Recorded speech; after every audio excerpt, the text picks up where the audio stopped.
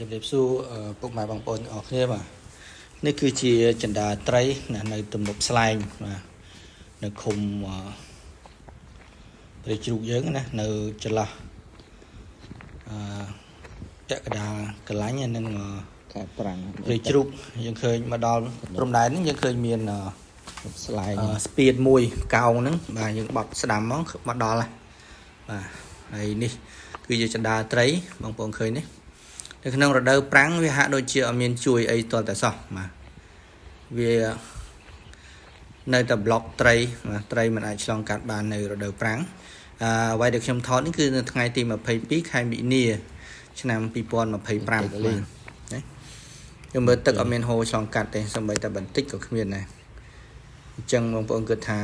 ចិន្តាត្រីនេះយ៉ាងម៉េចដែរណាទទួលបានផលប្រយោជន៍អីខ្លះនៅរដូវប្រាំងហ្នឹង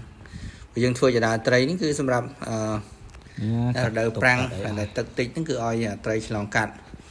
តែនៅឡើយចិន្តាត្រីនេះគឺអត់មានទឹកឆ្លងកាត់សូម្បីតែបន្តិចណាអញ្ចឹងវានៅតែប្លុកត្រីមិនឲ្យឆ្លងកាត់នៅរដូវប្រាំងដដែលទេនេះបើតាមខ្ញុំមើលឃើញណាដូចបងប្អូនមើលឃើញនេះបាទហើយទៅតែថតថ្មីហ្នឹងទេបាទបងប្អូនខ្លះគាត់ស្គាល់ចិន្តាត្រីណាស្អីចិន្តាត្រីប៉ុន្តែបើរដូវវស្សាវាទឹកខ្លាំងទឹកច្រើនហើយអញ្ចឹងវាមានបញ្ហារដូវវស្សាបើទឹកច្រើនហើយយើងចាំបាច់ធ្វើ